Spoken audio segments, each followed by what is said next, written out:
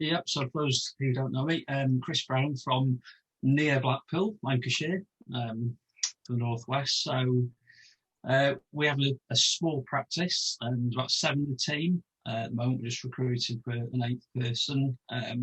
Sort of SMEs we look after. The practice profile's changed a bit over the last couple of years, the sort of focus. But we I think similar to Nick, we're sort of looking now at the more higher level clients, so sort of £1 million turnover and up. So we've got about half a dozen sort of multi-million pound turnover businesses we work with, and it purely because it's interesting stuff, and that's the kind of work we enjoy working with, and enjoy the kind of clients. So we just a sort of, I suppose, background. I was been in practice for 20 plus years. Last job was KPMG, so I got maybe redundant from there back in 2012. Thought, right, this is the time to sort of set up now. I don't want the corporate. I don't want to be commuting to Manchester every day. So I thought this is a good opportunity to set up. So I did. It took some time because I didn't really know what I was doing. So just as I think a lot of people do, you build it up from friends and family, just sort of word of mouth. You pick business up, and it got to about 2017. I thought, this isn't working. It's too much like hard work. I'm not living the dream yet. So I thought, right, I've got to make this into a proper business. So the timing was right with another local firm. A guy was retiring. So I bought his practice because there were some really good clients in it. He was 83 and he was still going strong. And he had a couple of people working for him. So we took over the business, and it was kind of because I wanted to sort of understand the process of buying a practice as well, and sort of just doing something a bit different, but also to accelerate the growth. So we took that over. That was end of 2017. And it just sort of grew organically from them. But I suppose it's been quite a challenge because when we took over the business, none of those clients were on cloud software. Everything was desktop spreadsheets, paper. There was filing cabinets going with paper back to the 1970s. No network, nothing. I ended up with just one of the lad remained from the team who did all the payroll. So it was me and this other lad. He still works for us now. He's brilliant. And I remember we got to a January, I think the first January, I had about 70 tax returns to file in January, and I was the only one with the software to do it. So I thought, right, this has got to change. So we just gradually started to recruit and sort of grow the business from there. But it's sort of prior to ABN, it was just a kind of, I knew what I wanted to do and where we had to go, and I kind of had a rough idea how to do it. But the problem was I just didn't have the time to do it, because it was just pure churning out the work, trying to bring in the money, pay the wages. So it was a bit of a firefighting, a bit of a, I suppose, frustration because, I saw where to take the business to. Like I think a lot of people know how, where they want to go, what needs to do, but it's having the time to be able to do that. So I suppose that was the challenge probably from a couple of years ago prior to AVN.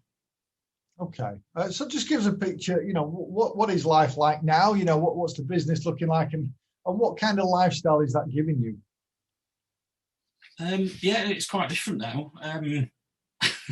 The team don't really need me as much now, so I'm feeling sort of a bit left out. They just get on and do stuff. They're bringing in clients themselves as clients I've not even met. They just send out the proposals, talk with the clients. We use MoneyPenny, so we divert calls now. So if the smaller clients that come in, that diverts to one member of the team. Larger clients, that diverts to a more experienced member of the team. So we sort of started to sort of systemize that. So we've got, we're recruiting for an eighth person at the moment. So, and I think like everyone's sort of said, pricing and cash flow was the catalyst, I think, for us to be able to grow, because before sort of sorting the price now and getting people onto direct debits, it was a struggle to pay wages. Sometimes it would be the bank of mum and dad on a sort of Friday to say, I'm waiting for a couple of grand to come in. Can you just borrow a couple of grand just so I can pay the wages?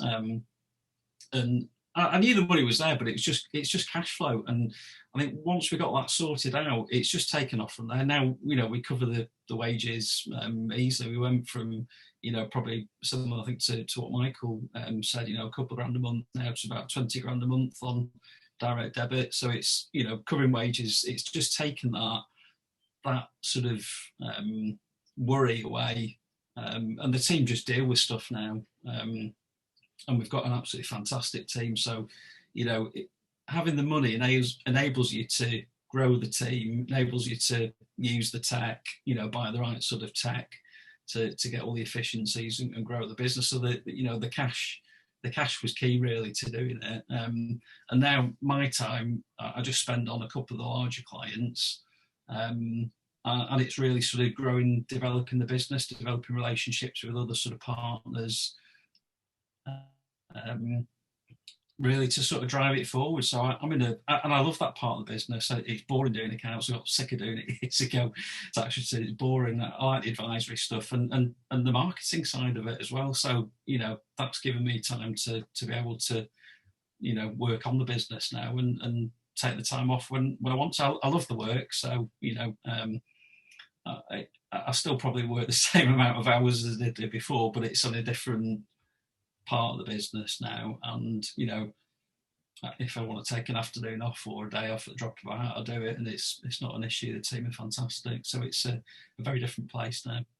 Excellent. I've just got a question. Obviously, pricing and cash flow have been a common theme in terms of the starting point.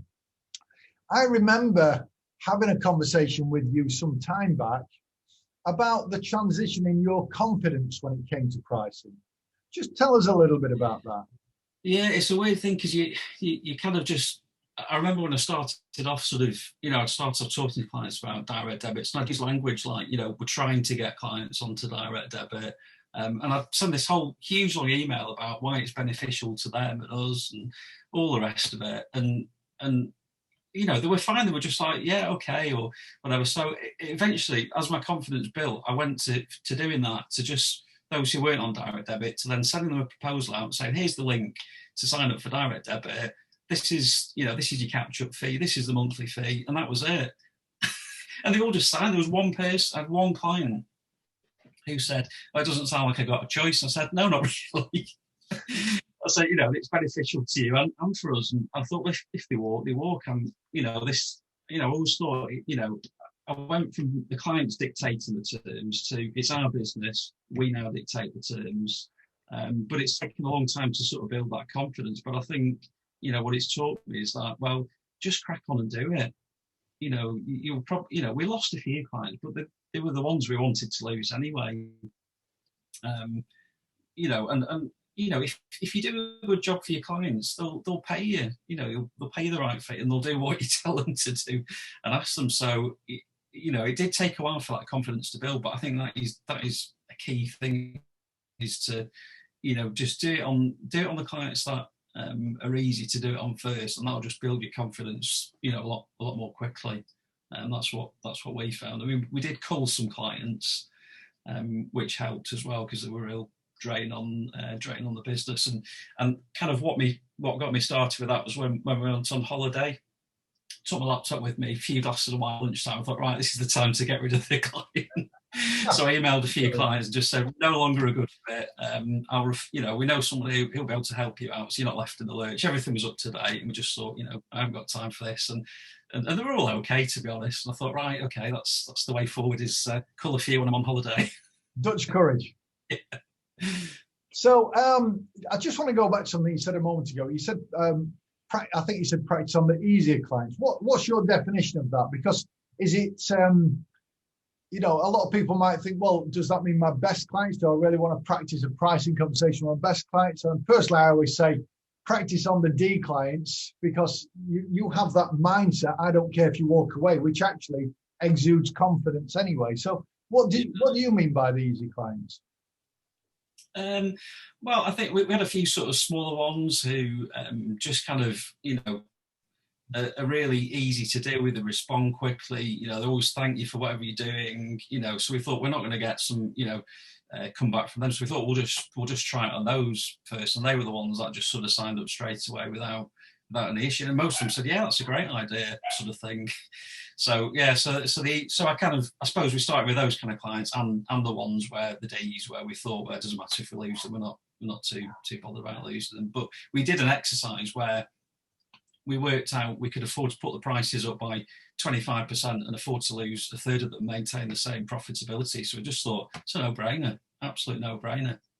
But it definitely is a work in progress. Pricing's constantly evolving, and we're tweaking it and changing it, improving it. Excellent stuff. No questions in the chat box yet, by the way. Please put any questions in. I'm going to go back to Libby's consistent question and just ask you: do you have a niche now? No, not really. I've kind of never believed in it in some ways because I think it's sort of risky in some respects. If you're going to do it with a particular industry, but we've ended up with sort of quite a lot of property construction clients and e-commerce as well, but that's purely by you do a good job, you get involved in one particular industry and they naturally refer you to other people within the same industry. So if anything, that's kind of grown a little bit, but I think we niche more in terms of what you said, that we have an ideal client. This is the kind of client we want to work with. These are the services we want to be able to offer them, and the kind of work we want to do with them. So it's more niching from we don't go out to win the smaller stuff now. We just go out to market. We have targeted marketing of companies we're after and actively trying to win the work with. If other smaller businesses want to come and work with us and they fit, then that's fine, but we won't go out and particularly market those. So I suppose niche in the type of client rather than the industry.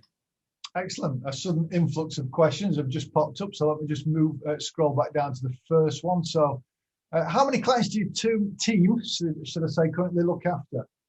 So we've got about 170. So our sort of vision is not to work with hundreds and hundreds of clients, but just to have, I think where we'd like to be is a sort of, 200 clients each, bringing in 5 to 10K of annual fees. Not quite there yet, but yeah. So we're not really interested in number of clients. It's more, the value that they can bring our business. Yeah, absolutely. The next one then from Christy is, it's just flicked off my screen. Other than pricing, what was the first action that made the biggest difference to start with? Sorry, Christy, I should have been asking that to everybody. Yeah, I think getting the team. So once the pricing's right, you've got the cash coming in. The next thing is get the team, because the team will then pick up all the work. I mean, the tech's great, but you need someone to operate it and do it and be sort of leaders with it. So yeah, getting your first good sort of team members in place makes the huge difference, because they bring so much more than just doing work to the table. It does make a huge difference. Excellent. What was the percentage of your compliance work pre-AVN membership versus now? Oh, that's a good question. I've no idea. I know it's higher now. I don't know. I don't have a percentage that I could give you on that one, but it's definitely high. I think because we're more proactively, we're having the right conversations with clients now to draw out the advisory work, whereas before we were just struggling to keep on top of the compliance. So yeah, sorry, I can't put a percentage on that, but it's a lot more. No problem. And then two questions from Michael here, if we can do it. So how often would you raise your prices with your clients, is question one. So we do it every year as standard. So what we do we sort of look at payroll. So we don't have like a tiered structure. We just do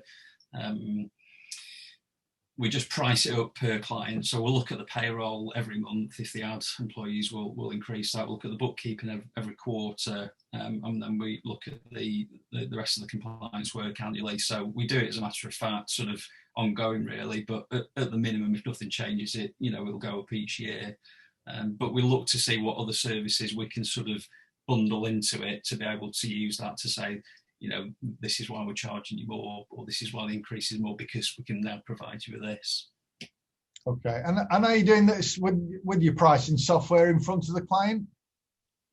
No, we don't use, we don't do it in front of the client, but we kind of have the conversations with them, so that there's an expectation of of what the fee is going to be, so they don't just end up with a sort of fee increase in front of them. And I think it's all about explaining the value of the work you do. So if a client questions the fee, it's because we've not explained the value of the work we're doing well enough. So that's kind of a key thing, really. But we're always looking to try and add more value to what we do. Excellent. Right. Well, as you'll have noticed, time is up and we are over as well, which is my fault, not yours. But again, you've been absolutely wonderful, Chris. Another great example of an inspiring story. Please thank Chris in the chat box. And actually, just, from my point of view, I just want to extend that thanks to all 6 of you, despite the fact that Val isn't actually on here anymore. So just want to say thank you. You've been absolutely wonderful. So open and willing to share your stories and specific examples of what you've been doing. So from the bottom of my heart, just want to say thank you very much for that. It's really appreciated. And, thank you, everybody, for staying on here, listening and asking those questions. Brilliant webinar. Thank you for that, Christy. And listen, I hope you have a fantastic evening. The sun is shining. We don't get that very often. So I recommend that you get out there and enjoy the rest of your evening. Thanks, everybody. Yeah, if you've got your camera on, give us a wave, bye-bye, and we will end this session. All right, all the best, everybody.